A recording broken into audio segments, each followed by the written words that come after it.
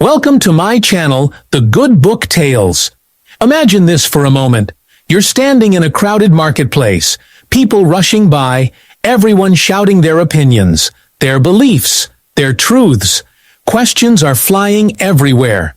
Arguments break out over what's right, what's wrong, and who actually understands the heart of God.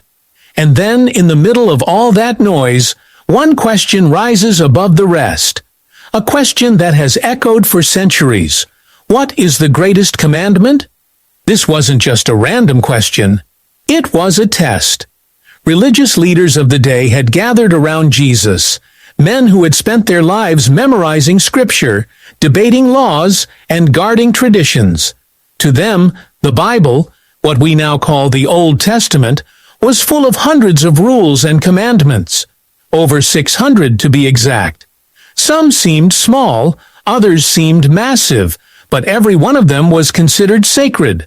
So when they asked, which is the greatest? They weren't just asking for a personal opinion. They were setting a trap.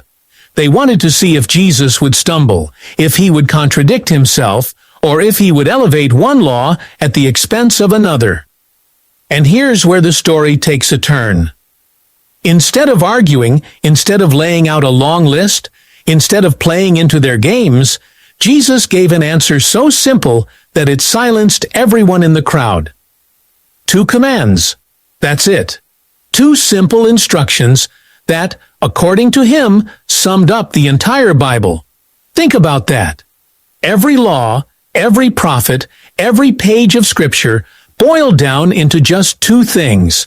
Now, here's where it gets interesting. When Jesus spoke those words, he wasn't just giving a nice quotable saying. He was revealing something radical, something that would turn religion on its head. Because these 2 commands weren't about rules written on stone tablets or rituals performed in temples. They were about relationships. They were about how people live, how they love, how they treat one another, and how they connect with God himself. If you've ever wondered why the Bible can sometimes feel overwhelming, full of do's and don'ts, full of complexity and even contradictions, this moment in history is like a beam of light cutting through the fog. These 2 commands simplify everything. They strip away the noise. They give us the heart of God in a way that anyone can understand. Child or scholar, rich or poor, skeptic or believer. But here's the catch. The simplicity is deceptive. Because while the commands are short, living them out is anything but easy. In fact, when you really think about them, they might be the hardest instructions anyone could ever try to follow. And yet, Jesus insisted that on these 2 commands hang all the law and the prophets. Everything. So what are these 2 commands? Why would they be considered the greatest? And how could they possibly sum up the entire Bible? That's what we're diving into in this story. But before I reveal them, I want you to picture yourself in that crowd, leaning in, waiting, your heart pounding as you wonder what words will come out of his mouth next. The tension is thick, the air is still, and the answer is about to shake not only the people standing there that day, but the entire world for centuries to come. And just when you think you're ready for the answer, he speaks. But what he says is not what anyone expected. The crowd froze when Jesus opened his mouth. Everyone was waiting, and you could almost hear the sound of their breathing as silence settled over the marketplace. The question wasn't new. For generations, rabbis, priests, and teachers had debated the same thing. They had lists, categories, and even rankings of which commandments were heavier and which were lighter. Some believed the rituals around sacrifice and purity were the most important. Others insisted that social justice and caring for the poor were at the heart of the law. So when Jesus was asked, he was stepping right into the middle of a centuries-old argument. This wasn't just about curiosity, it was about authority, about power, and about who truly understood the heart of Scripture. And Jesus knew exactly what they were doing. These weren't strangers in the crowd. They were the most respected leaders of the day. The Pharisees and the Sadducees weren't just religious figures. They were the lawmakers, the influencers, the voices everyone else listened to. To challenge them was risky. To outsmart them was nearly impossible. And yet, every time they tried to trap him, Jesus had a way of flipping the question back on them, cutting straight to the truth. Still, this question was different. The stakes were higher. If he gave the wrong answer, he would be accused of dismissing God's law. If he played it safe, he would look weak. If he tried to please one side, the other would accuse him of being a fraud. And standing there, surrounded by eyes that burned with both curiosity and suspicion, he chose not to defend himself, not to argue, but to reveal something deeper. The people leaning in that day weren't only scholars and priests. Ordinary men and women were listening too. Farmers, merchants, mothers, children. Many of them had grown tired of the endless rules and rituals. They wanted clarity. They wanted to know what God really wanted from them. Some carried guilt, some carried shame, and some carried a deep hunger for something more than what the religious system had given them. And in that moment, all of them were about to hear the core of the Bible explained in words so simple they could never be forgotten. But imagine being there, waiting, not knowing yet what the answer would be. The tension must have felt unbearable. Would he choose sacrifice over mercy, ritual over kindness, purity over justice? Or would he surprise them with something no one expected? Every person, from the proud Pharisee to the child at the back of the crowd, leaned closer as the moment stretched on, and his words began to take shape. And when he finally spoke, what he said would not only disarm his critics, but also lay the foundation for the way people would understand faith for generations to come. Yet, even as the words left his lips, few realized how deeply they would challenge the way they lived their lives. When Jesus finally gave his answer, it sounded almost too simple. 2 commands, just 2. And yet the moment those words left his mouth, the tension in the crowd didn't vanish, it grew sharper. Because while some nodded quietly, sensing truth, others clenched their jaws, realizing that what he had just said struck at the very heart of their system. For generations, the religious leaders had built fences around God's law, adding traditions upon traditions, until the weight of it all felt crushing to the common person. They believed holiness came through perfect rule-keeping, through sacrifice and separation. But Jesus' response pulled the focus away from endless regulations and set it squarely on something deeper, something far more personal. That created conflict, not only between him and the leaders, but also inside the hearts of those listening. Some people longed for freedom from the burden of laws they could never keep, yet others feared what might happen if centuries of tradition were suddenly overshadowed by a simpler truth. Could faith really be boiled down to 2 commands? And if it could, what did that mean for everything else they had been taught? The question hung in the air, heavy, pressing, and unavoidable. Whispers rippled through the crowd. A Pharisee whispered to his neighbor, his tone sharp with suspicion. A mother pulled her child closer, wondering if she had been missing the point her whole life. A fisherman, calloused hands gripping his net, thought about how often he had failed to measure up. Everyone was wrestling, each from a different angle, but all with the same unease, because deep down they all sensed what was coming next. If these 2 commands truly summed up the entire Bible, then nothing about their faith, their lives, or their future would ever look the same. The silence that followed his words was heavy, almost unbearable. It was the kind of silence that makes every heartbeat sound louder, the kind that turns the smallest movement into thunder. The crowd stared at him, waiting, trying to decide if they had just heard wisdom or heresy. For the leaders, it was a dangerous moment. If what he said was true, then their authority, built on hundreds of detailed laws and traditions, was crumbling before their very eyes. Their entire structure rested on control, on people believing that holiness was too complex to understand without them.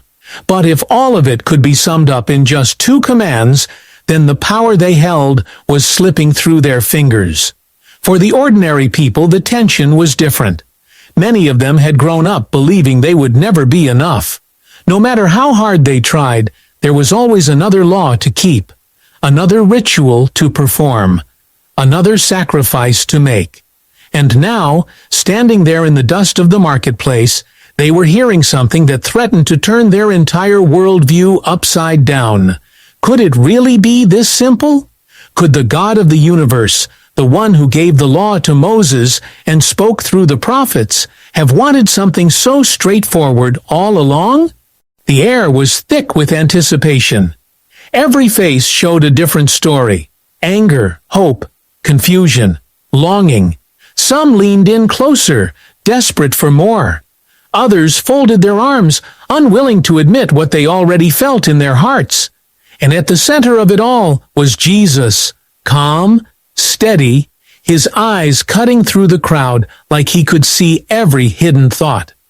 The stage was set, the conflict burning at its peak, and everyone knew the next words would either break the tension or ignite it into something even greater. Just when it seemed the tension had reached its peak, another voice cut through the crowd. A teacher of the law, one of the scribes, stepped forward. His robes swayed with authority, and his sharp eyes fixed on Jesus with a mixture of suspicion and curiosity. The first question had been risky enough, but now this man raised the stakes. He wasn't satisfied with what he had heard, and he demanded clarity. If these 2 commands are the greatest, he pressed, then what of the rest? What of the sacrifices, the purity, the temple? Are you saying centuries of tradition mean nothing? The crowd gasped. This wasn't just a question, it was an accusation. The implication was clear. If Jesus dismissed the rest of the law, he could be branded as a false teacher. The leaders would finally have their weapon against him. The atmosphere thickened with fear and wonder. Ordinary people glanced at each other, caught between the authority of the scribe and the unshakable calm of Jesus. Every second of silence felt like an eternity. And then came the twist. Instead of backing down, instead of softening his words to ease the tension, Jesus leaned in and raised the conflict even higher. He didn't discard the law. He claimed that everything written in it, every command, every prophecy, every verse, hung entirely on the 2 he had just spoken. In that single declaration, he didn't lower the importance of Scripture. He elevated it, showing that all of it pointed to something greater. This was shocking. To the leaders, it felt like a challenge to their entire system of power. To the people, it was both liberating and terrifying. If he was right, then everything they thought they knew about pleasing God had to be re-examined. And if he was wrong, then he was guilty of leading the nation astray. Whispers turned into murmurs, and murmurs swelled into a restless stir. Some were ready to crown him a prophet. Others were ready to condemn him. And still, the weight of his words lingered, daring everyone listening to wrestle with the possibility that the heart of the Bible wasn't about endless commands, but about something far more demanding. Something that couldn't be measured by rituals or rules, but by the way a person lived every moment of their life. The conflict wasn't just between Jesus and the leaders anymore. It had entered the hearts of everyone in the crowd, and as their minds raced, the question only grew louder. If all the law and the prophets truly hang on these 2 commands, what kind of life does that demand of us? The crowd leaned forward, every face tense, every heart pounding. And then, with a steady voice, Jesus spoke the words that would echo through history. You shall love the Lord your God with all your heart, with all your soul, and with all your mind.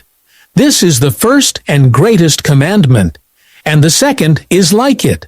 You shall love your neighbor as yourself. On these 2 commandments hang all the law and the prophets. The silence that followed was not the silence of confusion. It was the silence of shock.